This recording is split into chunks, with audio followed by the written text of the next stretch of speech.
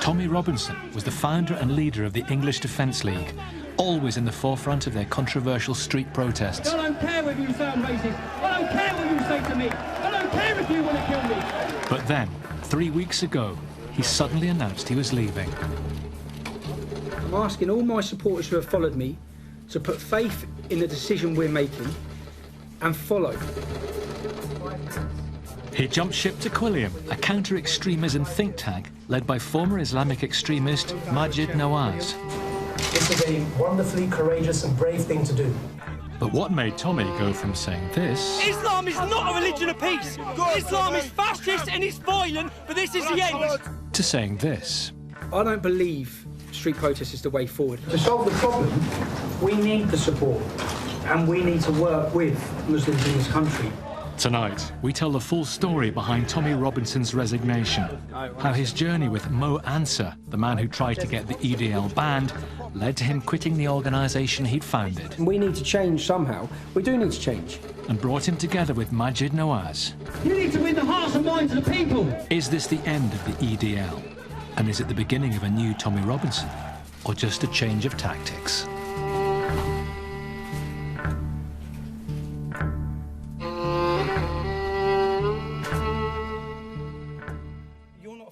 In April 2012, Tommy Robinson and Mo Ansar took part in the BBC programme The Big Questions to debate far-right extremism. You can't call everyone who opposes anything to do with Islam far right. It's not right. You are bedfellows with people who are saying that we want to outlaw the Qur'an, we want to outlaw the hijab, we want to deport Muslims from Europe. You are trying to become now a soft face which is appeasing hatred against Muslims and Islamophobia. Islam is failing to integrate. Islam needs to evolve, it needs to modernise. Then Mo Ansar, the man who had tried to get the EDL banned, issued a surprising invitation. Tommy, if you and your family ever want to come to meet my family for dinner, you are more than welcome. This simple gesture of friendship led to Tommy and Mo agreeing to go on a journey together around British Islam. I had in my mind before we started the programme that if the opportunity came up, that I'd want to try and reach out to him somehow. I wanted to try and connect with him, just try and educate him. I call him No Answer rather than Mo Answer. Because he doesn't seem to have an answer to a lot of the issues. But at the same time, I warm to him when I meet him. It's a journey where Mo took a huge risk attending an EDL rally. I'm incredibly nervous being here. Tommy paid his first visit to a mosque. This is Mohammed Ansar, everybody. Say hello. Mo became the first Muslim ever to address the EDL. I.e. slaves. And Tommy was confronted by his critics. Where does it say sexual slaves? Where does it say sexual slaves? And discovered an unlikely ally over young girls covering up their hair. I, as a Muslim woman, feel uncomfortable when I see young girls, even if they're 7, 6, because I do think it's about being grown up. Tommy's personal story began in Luton, his hometown, and one of the few places in Britain where Christians are in a minority. Living here shaped his view of Islam. Back in 2009, a group of Islamic extremists staged a protest in Luton against a parade of soldiers returning home from Afghanistan. Tommy was then 26 and running a plumbing business. The demonstration prompted him to set up the English Defence League. This is the 4th time in 4 years we've tried to enter Tower Hamlets. English Defence League is the bravest people in this country. People that are not afraid of political correctness, not afraid of coming under attack, not afraid of being smeared and having their reputation dragged through the mud, and willing to stand up and give a voice to people who don't have a voice in this country.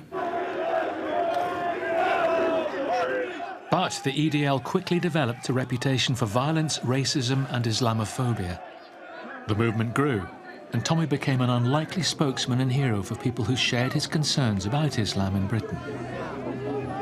Tommy may have been a hero for the EDL, but to the wider world he was a pariah. There were counter-demonstrations from groups like Unite Against Fascism at every EDL rally. Mainstream politicians refused to engage with him. And in November 2011, Mo Ansar, a diversity manager and Muslim commentator, set up an online petition calling for the EDL to be banned. I think the English Defence League are a real menace to society. I think they're a threat. I think the government has been complacent in addressing the issues. The government's been really clear. They've said if we have groups that foment hatred or are contrary to the public good or to public safety, they will take steps to ban them. So in October 2012, when Tommy was held on remand in prison, his critics were delighted. They believed it would weaken the EDL. Alone for 3 months in a cell, Tommy began to face up to the real motives of some EDL supporters.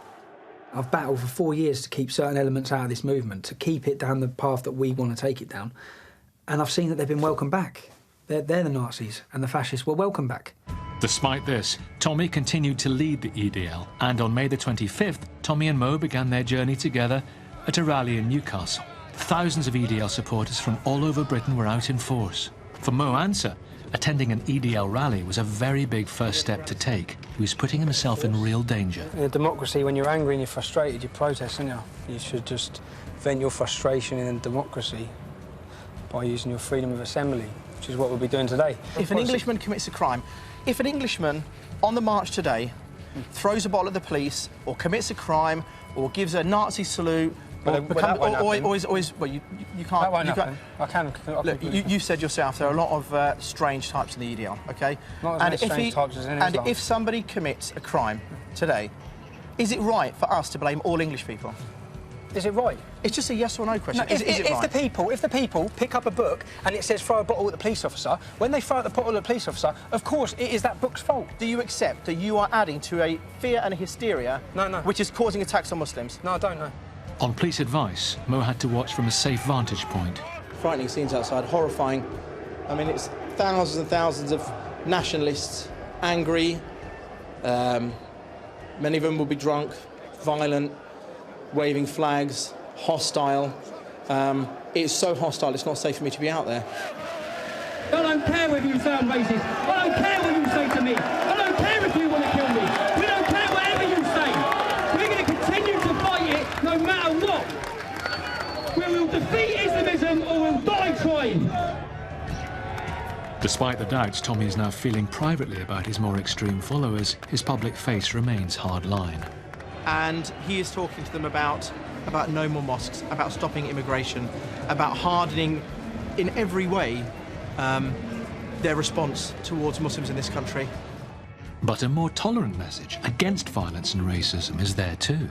This is not about colour, this is not about race, this is about an ideology. Now, to defeat this ideology, you won't beat it with punches, kicks, bombs or bullets. You need to win the hearts and minds of the people. Now, we're winning the hearts and minds of the people. Through non-violence, peaceful protest, we will win the hearts and minds of the people in this country. Right? Everyone's welcome in the English Defence League, all colours and races. God bless. Despite Tommy's appeal for a more inclusive membership, Mo is still shocked by scenes of violence at the rally. Mo asked Tommy for a chance to talk to EDL members directly. No Muslim had ever asked to address them before. Tommy set up a meeting in Luton, where it all began. Mo offered to answer questions about Islam as a religion, and he hopes this will allay their fears about the growing number of British Muslims. The people who gathered to hear him needed a lot of convincing, including Kevin Carroll, Tommy's cousin and right-hand man. Islam is a religion of peace, you know, which is the biggest joke of all, really. You can't implement a 7th century dogma into 21st century Western Britain. You can't do it. This country has formed a democracy, and I don't want to revert 1,000 years back to medieval times, so I'd like to see how he addresses that question. Not all Muslims are terrorists. We know that's true. But all the terrorists at the moment are Muslim. So what does that say to you? It's an opportunity for him to see that we're not all lunatics. It's an opportunity to talk to him, to ask him questions. I've been spending quite a bit of time with him. I like him, but I don't like the ideology he's following, so I'll try and separate the two of them. Oh, man. Evening, Tommy. I'm all right, you? Good, good, good. I respect the fact that you are the first Muslim that's come in to talk with the English Defence League, which is getting somewhere to listening to people's concerns. And I want you to realise when you meet them that these people don't hate you, that they are a lot of ordinary people who have concerns and fears about what's happening to their country. I'm very happy to come here tonight. I think the most important thing is to open up a dialogue. This is Mo Ansar, everybody. Say hello. Hello. Hi. I used to be of the strong view that I thought the English Defence League should be banned. Over the last couple of years, I've seen that the EDL have grown in strength, have grown in numbers, and are getting a lot of popular support now. And so it's up to public figures, people like me, I think also the government, to engage in what you have to say. As somebody who was born in this country and is British, I think I uphold British values. I'm also a Muslim. Islam is not here to take over the country. Islam is not here to take over the world. That is not the Islam that I know. The Islam that I know is one that lives in coexistence, one that honours and respects British virtues and values. Does anyone recognise the Islam that Mo's talking about? No. Okay. Here's the problem. Living in somewhere like Luton, you are not the face of Islam. First, concerns about daughters who have married into Muslim families.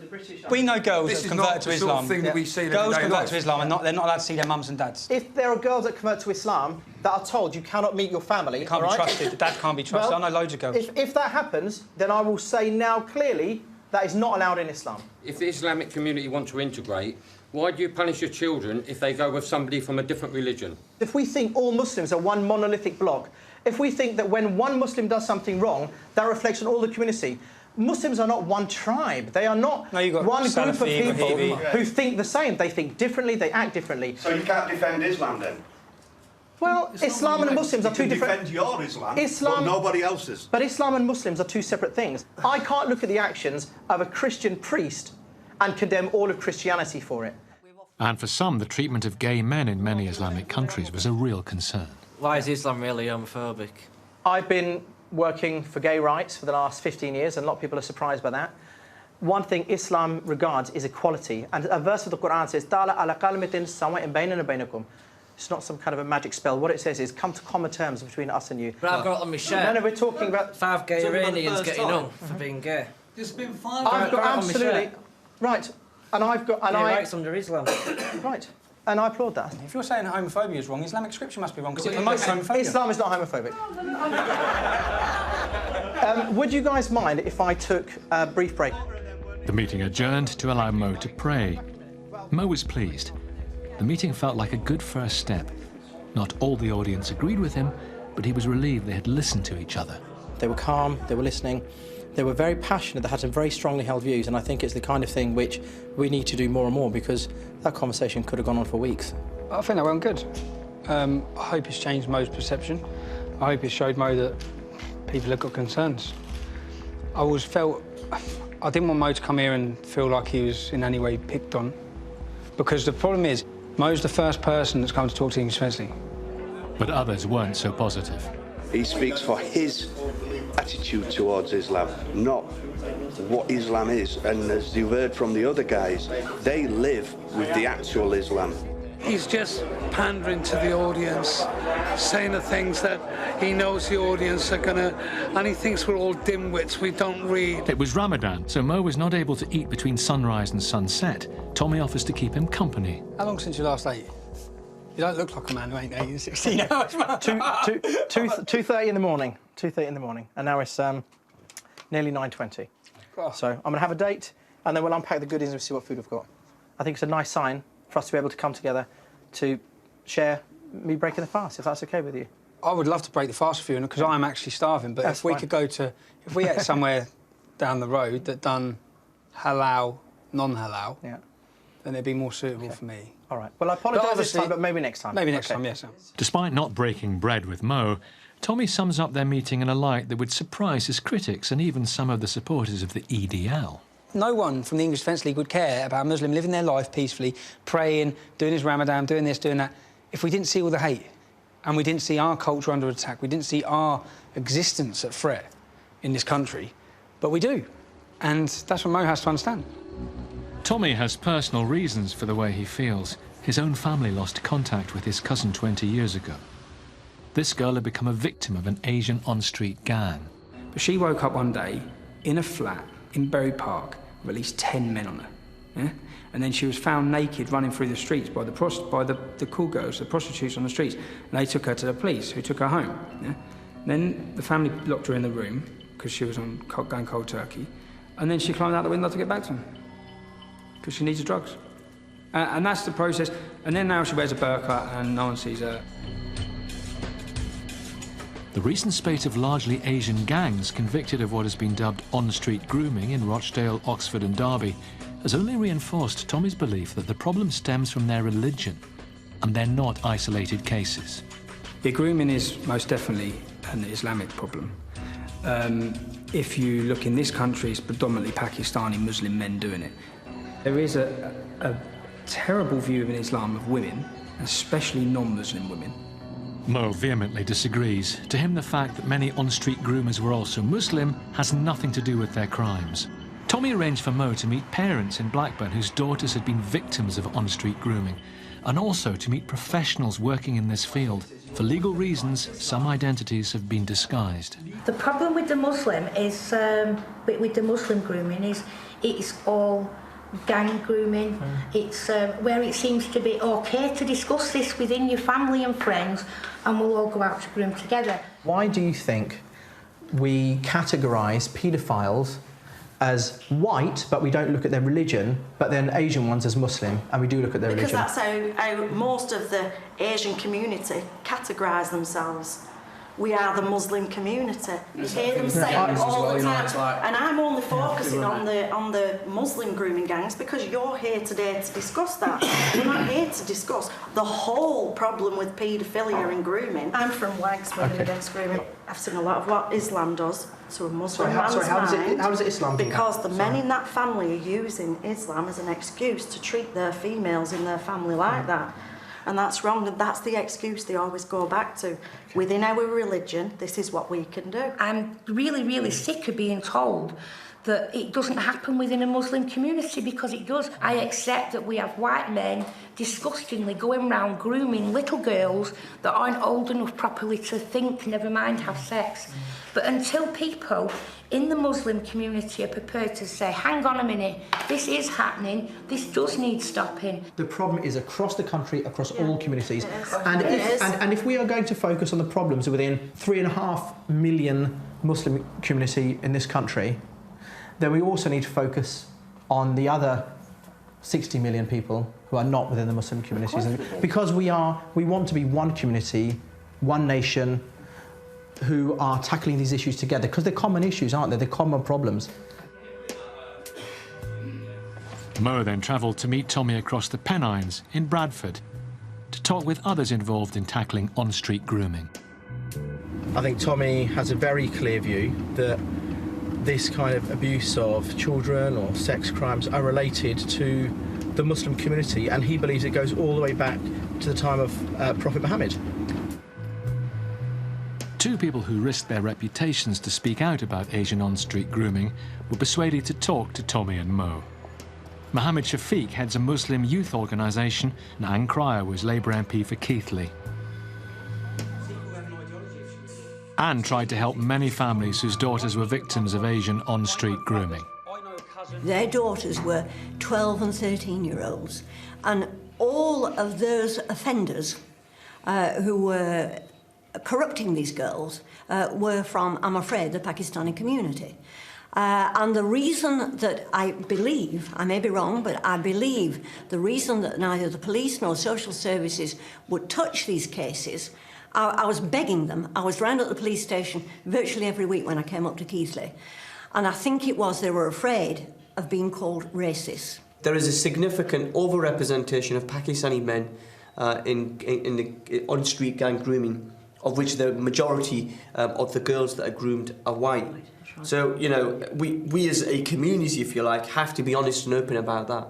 We've all got a duty to tackle child abuse. But the difference is You're heroic moderate for saying it. I'm a far-right hooligan. Anne Cryer tried but failed to get her local mosque to talk to suspects' families. I went to a friend of mine who was a local councillor, and he happened to be a Muslim, and therefore he was able to represent me to the elders, because I felt it was a good move to try to get those elders involved. Yeah, it was a good move. I hoped that I would be able to persuade the elders to go knocking on doors and say to them, this behaviour is un-Islamic and I want it to stop, because I'm going to tell the whole community about you and what you're doing if you don't.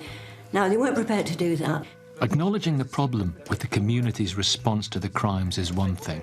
Introducing a possible reason linked to their faith is quite another. There is a possibility for me that this is linked to Islam. Maybe it's not, but maybe it is. When you have in the Quran... How can you say it's linked to Islam? Because on what basis? What's your evidence? Okay, the Quran, you can take sexual slaves. You can take sexual slaves. Whatever outside of your four wives... That you can take non-Muslim women as sexual slaves. I don't think you could find it. It is nice to see you reading the Quran, though, I have to say. It's obviously not making a difference, is it? Because you're still distorting it. No, I'm not distorting. I'm reading it. If you fear that you not deal justly with the orphan girls, then marry those that please you of other women, 2, 3 or 4. If you fear that that will not be just, then take what your right arm possesses, i.e. slaves. Where does it say sexual slaves? Slaves, you can take... No, where does it say sexual slaves? Where does it say sexual slaves? Don't distort it. Well, maybe it's not me misrepresenting it. Maybe it's the groomers that are misrepresenting this. Would we all agree that these girls that have been targeted in these gangs are slaves, being treated like slaves? Can we agree? Look, I think that is a very unhelpful way of tackling the issue. They're being treated like slaves, and we have chapters in here that tell them it's OK to take non-Muslim women as slaves, and to me, that needs to be explored. Tommy... If that's not right, it says slaves. Tommy... Only a few weeks ago, we saw imams, over 500 mosques, deliver a sermon against grooming. That's good. OK?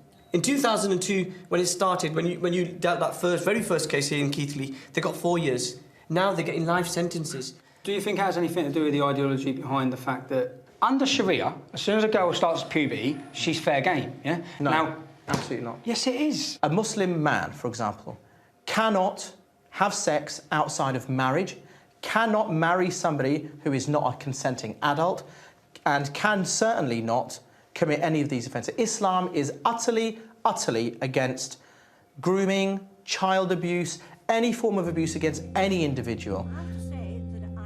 Like Tommy, Anne thinks the Muslim community could have done much more to tackle the groomers. To Mo, Tommy continually tries to unfairly blame the religion of Islam for criminal acts. Tommy's tried to create a link between some theological aspects and linking them with paedophilia, and that's wrong. Whatever sources he's using, they're deeply flawed. To Tommy, the sacred texts seem to provide an excuse.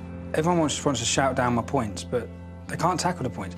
It says in the Quran that you can take non-Muslim women as slaves. What do they do with slaves? If it's in there, we must explore that avenue. A meeting was set up in London at the end of August with 2 experts on the Quran. This is the first time Tommy would meet somebody from Quilliam, a counter-extremism think tank.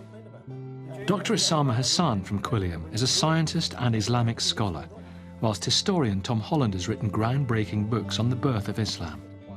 Tommy used this opportunity to go straight to his belief that it is Islamic texts that are to blame for gang abuse of young girls.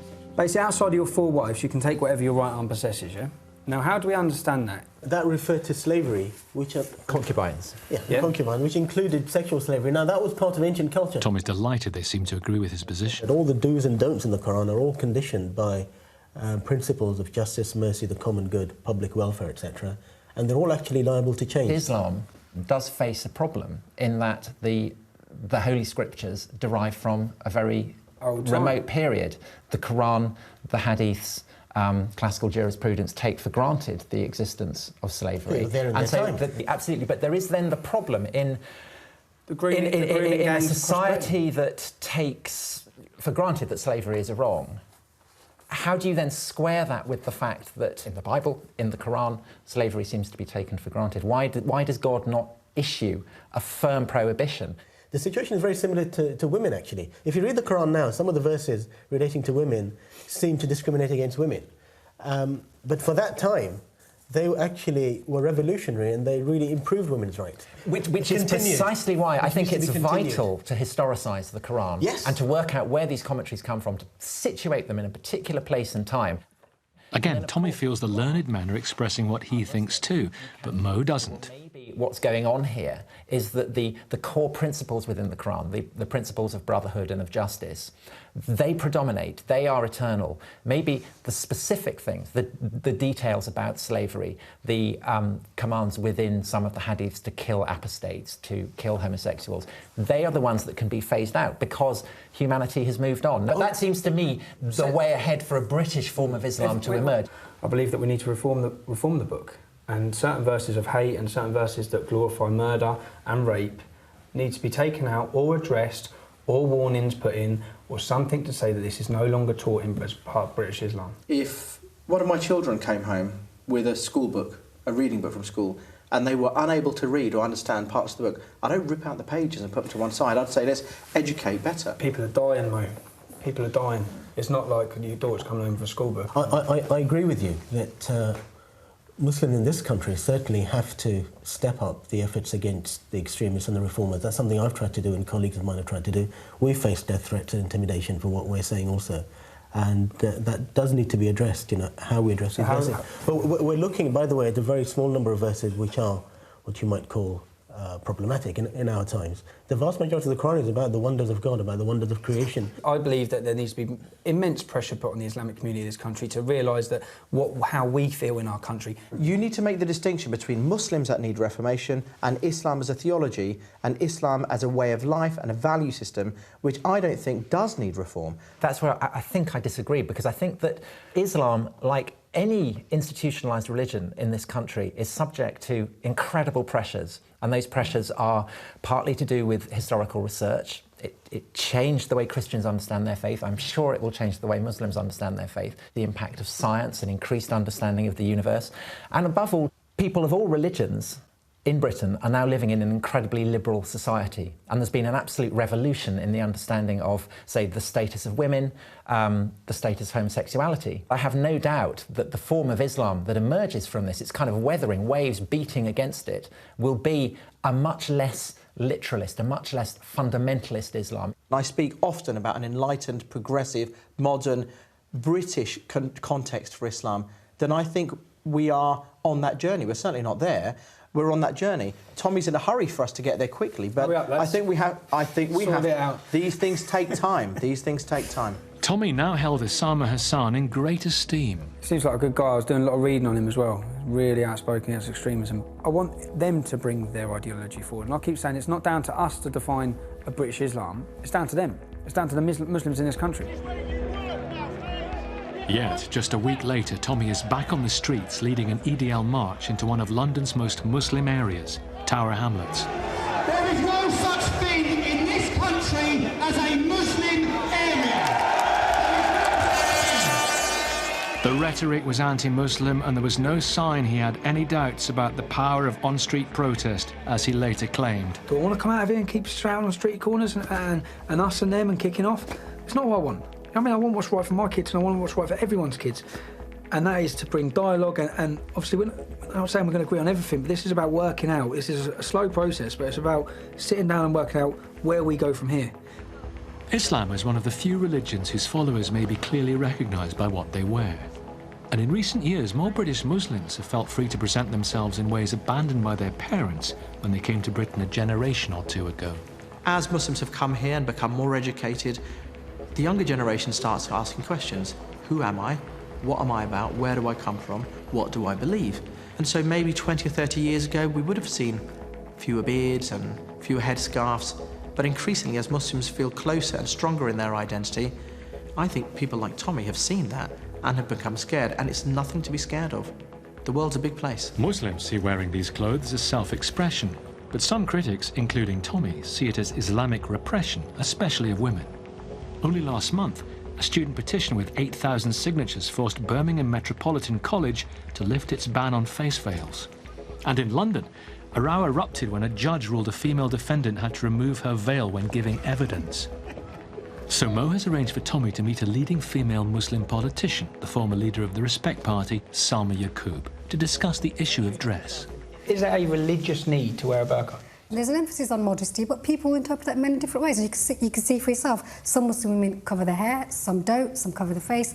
Most don't, it's just a tiny minority who do. I personally don't, as you can see, but I would not want to impose my views on anybody else. I think the vast majority of the people in this country would want the burqa banned, due to the fact that there could be anybody under that burqa walking down the street. What's the point in having CCTV?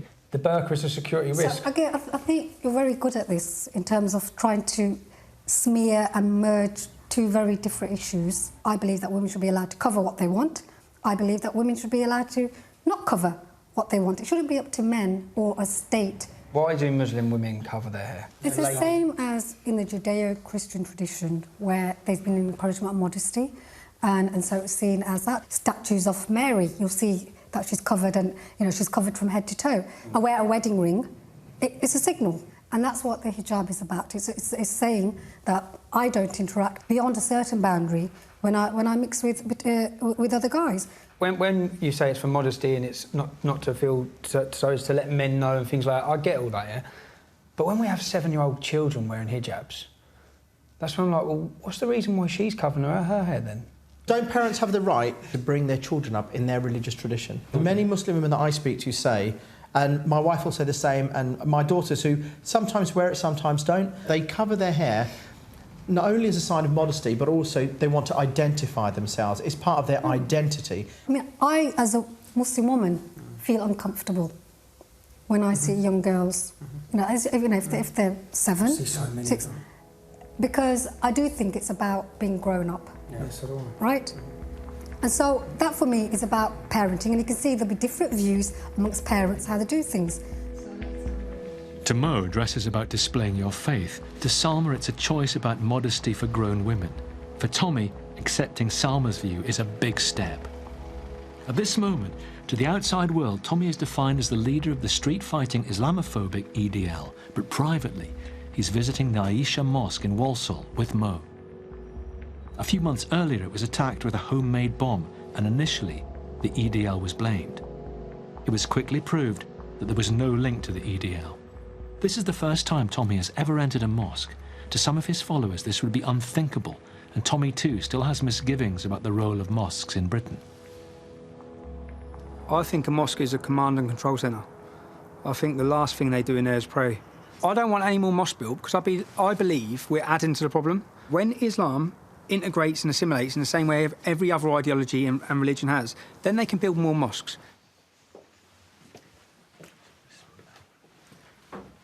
We'll take our shoes off here, and we'll put them on here, and then we'll go through. No problem. All right.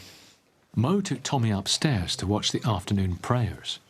Most of the men below were completely unaware the leader of the English Defence League was in their midst. Tommy thinks it's wrong that women have to pray in a separate area, behind the men. You couldn't concentrate, and I couldn't concentrate if we had to pray behind a woman. Could you concentrate? Depends what she looks like. Well, exactly.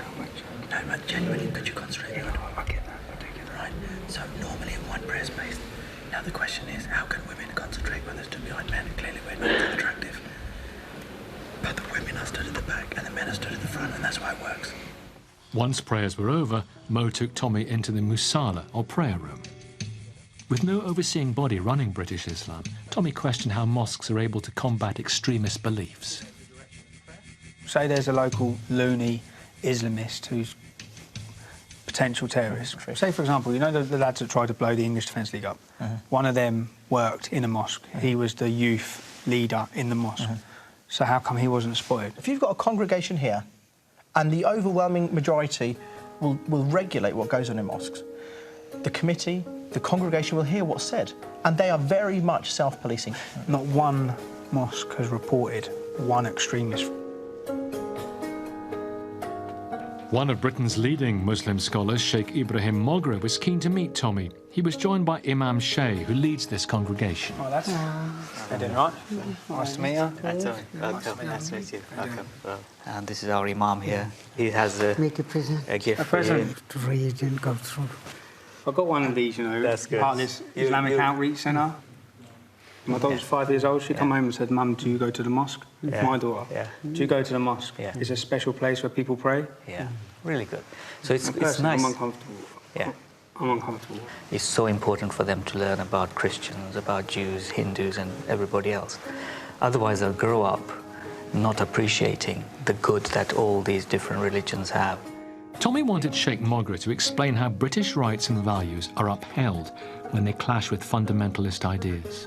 Every mosque I look at, I can go on and I can find a homophobic, anti-Semitic preacher who will come into this country and give a sermon. And they should be stopped. Do you stand for gay people's rights? Of course. You stand for gay marriage? Yes. If the two individuals who are of the same sex want to be married and they go for a civil partnership or marriage, whatever it is, If it is provided within the constitution and within the legal systems of our country, then they are entitled to it. To be a good Muslim, I first have to be a good human being before anything. I disagree with a lot of your views, but I respect you as a human being. But I cannot harm you. I'm not allowed. It's forbidden. Well, I wish everyone felt like that, because all I get is death threats. People want to smash my face in. I get, Tommy, I'll tell you what, murder my kids, murder my wife. Please don't measure Islam by the behavior of some. Measure Islam by godly, peaceful people. There are 2 million of us in this country, right? You haven't received 6 million of you in this country. Okay, 6 million. But you haven't received 6 million death threats. You might have received. No, to be honest, for every death threat I get, I meet a great Muslim. When I'm walking around in the town centre, I have Muslims come up to me and are very peaceful. There you go. Tommy is so surprised by Shaykh Mogra's views, he raises doubts that he's typical. I've read articles on yourself today. You have? Yeah. That say you're a non-Muslim. Muslims that say because of your belief, you are an infidel. Yeah, but God is the judge. I'm not worried about what people say about me. I have to stand before God and answer for my actions. I try my best to be a good human being, to be a good Muslim, disagreeing with you, but respecting you, because you are God's creation. Ibrahim Mogra believes extending the hand of friendship to Tommy comes directly from Islamic belief. The Qur'an tells me to dialogue with people, especially people that I disagree with. And it promises that you might be surprised pleasantly that you turn out to become good friends. And so we have to talk, we must dialogue. We disagree with the views of the EDL. I totally oppose their racism and their anti-Muslim and anti-Islam stance. But that doesn't mean I should shun them.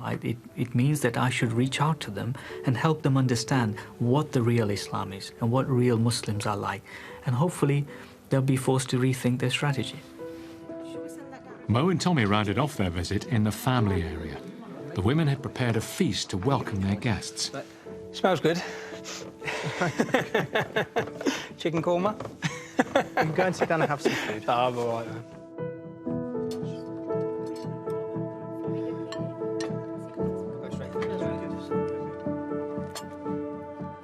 Eating their halal food on camera was still a step too far for Tommy, but he's certainly warming to them. I feel awkward not eating.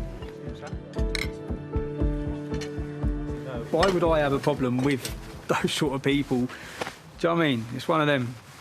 But at the same time, we have to keep this country a Christian country, and to me it is being overtaken. And when does diversity and tolerance become takeover? That's what I see. Early October, and the next stage in Tommy and Mo's journey is with Quilliam, a counter-extremism think tank named after one of Britain's first converts to Islam, William Quilliam. Majid Nawaz set it up in 2007. Originally, Quilliam was funded under Labour's Prevent strategy, a policy deeply resented by many Muslims. Majid had been an Islamist for 13 years and recruited for Hizb ut-Tahrir, campaigners for an Islamic caliphate. Imprisoned for political activity in Egypt for 5 years. After his release, he rejected Islamism and became a very vocal counter-extremist. The EDL and far-right extremist groups believe that there is no such thing as a moderate Muslim. They believe that all Muslims who pretend to be moderate say one thing in public and another in private. Having researched Quilliam, Tommy was looking forward to meeting Majid. But because he'd been selected to stand for Parliament, on the day Majid refused to sit down with Tommy. But he was keen to challenge Mo. Majid revealed the deep divisions between him and Mo on how to interpret Sharia law.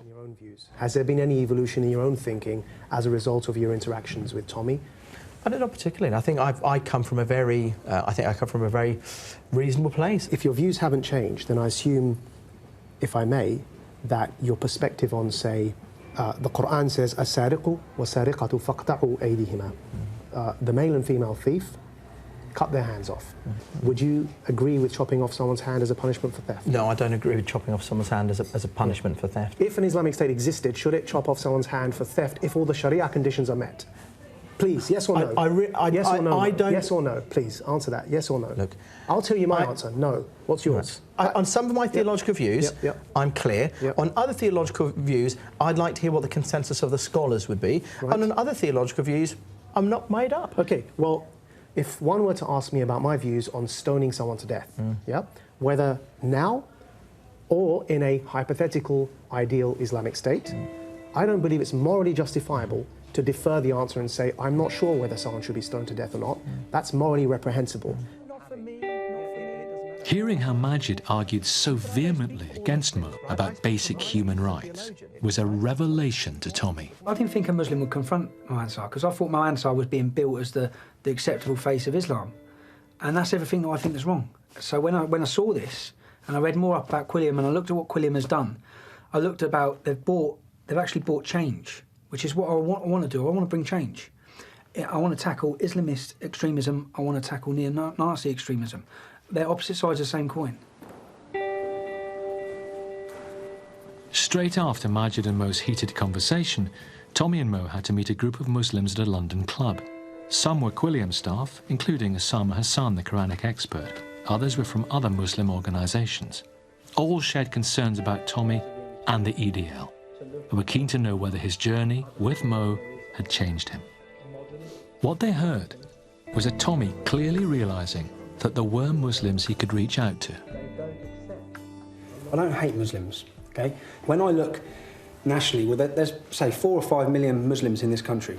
They're not going to pack up and leave tomorrow. What we have to reach out for is reformists and true moderate Muslims. Nobody's denying your right to protest. Nobody's denying your right to criticise. I think it's just a tactics in the way it comes across.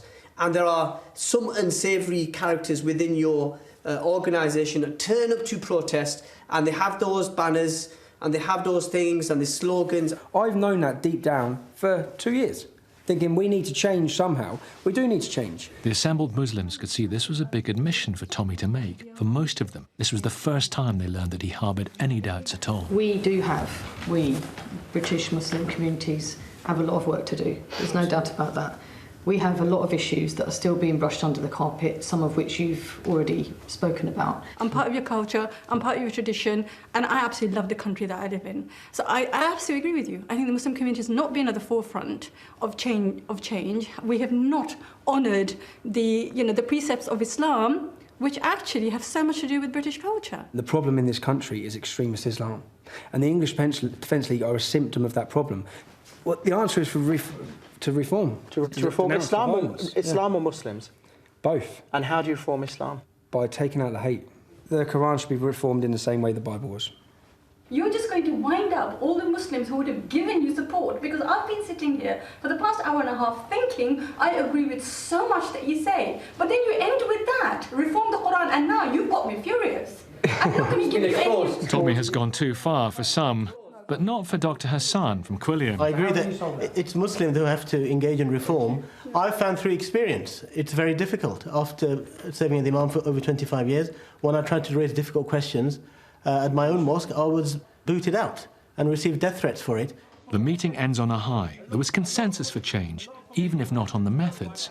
Mo is keen to reflect on the changes he's experienced since he began his journey with Tommy. I think Tommy's opened my eyes to a number of things. I think the first of those things is that there is a lot of genuine fear, hostility, frustration and anger amongst the white, non-Muslim majority within this country. And they've got real questions which we have to address. And the day with Quilliam had even more of an impact on Tommy. To be honest, some of the lads I've read a lot about Quilliam, massively impressed. And although your man, Majid, didn't want to sit and talk to me, it's like they're the Muslims that I see as shaping the future for Islam in Britain. Look, people, we just have to look at it realistically. The Muslims are not going to leave Britain, they're here. So we have to make the best of the situation. And the best of the situation is finding the really good ones and the really moderate ones and pushing them to the forefront and making sure that they're the ones that are heard. Away from the cameras, Tommy reached out to Majid. In a series of telephone calls and secret meetings, they began to believe they could work together. So then they discussed the unthinkable, Tommy to quit the EDL and work with Quilliam. Majid knew from his own experience of leaving Hizb ut-Tahrir that this was a very difficult decision for Tommy. This isn't about publicity. Both of us have sacrificed to be in this position, but both of us passionately believe in what? In an inclusive, united Britain, where Muslims and non-Muslims can all live together in peace and harmony. 1 week later, the world's media assembled in Bloomsbury to question him about why he was leaving the EDL to join forces with a leading Muslim think tank. Mo, having seen the announcement on Twitter, cancelled everything and hurried up from Hampshire to be there too. naturally there are going to be a lot of people who are very sceptical about Quilliam and Tommy working together. Only recently we've seen Tommy's behaviour has been perhaps less than noble, and there are going to be questions raised about, is this merely a tactical move? Is this a cynical ploy to put himself forward in the eyes of the public, or is this a genuine attempt? But Mo was kept waiting. I know, sir, but we're not allowing nobody in at the moment until 6 o'clock, sorry. And once he'd gained access with the crew, all were thrown out. Tommy texted to explain. He didn't want Mo claiming any credit for this momentous decision. I'm really disappointed with how things have turned out. I've spent 18 months talking to Tommy and going on a journey to learn about Islam, to extend a hand, and I thought it was important to develop a dialogue. Part of asking for the English Defence League to put down their hate and their prejudice was about having a dialogue, and today it's fallen flat on its face. And Mo wasn't the only one to feel rejected by Tommy. In South London, a group of EDL organisers and supporters gathered over a drink. One was unwilling to show his face. People were just so stunned, totally betrayed, totally, and I felt like someone had ripped me out today. And that's being serious. We've been quite close to Tommy over the last 9 months, and I just couldn't believe it. I'm quite surprised that they chose Quilliam, bearing in mind Quilliam's history and the people behind Quilliam, which are Islamic extremists themselves. Tommy's choices of walking away and getting back into mainstream life are very, very limited. You know, I mean, he's always going to be known as Tommy Robinson, the guy that ran the EDL. The EDL will carry on the way it is. It's only 2 down, isn't it? Tommy and Kevin Carroll were only the face of the EDL. The people out in the streets of the EDL, not Tommy and Kevin Carroll. 7 years ago, Majid Nawaz turned away from Islamic extremism, founded Quilliam, and built it into a respected organisation. Tommy has now chosen to follow a similar path, to reject the often violent actions of some EDL supporters and to work with Quilliam on a new way to tackle what he sees as an Islamist problem in Britain. Both Tommy and Majid know it's a risk for them personally and for what they believe in. Ladies and gentlemen, only time will tell how successful this is, but I genuinely hope that this will work out. For me last night, there was either the end and everything's going to come crashing down around me, or it's the beginning of a new era. And I'm positive. And I believe this is definitely a step forward. And I believe it's beneficial for all communities. And I believe that there's nothing more powerful than working together.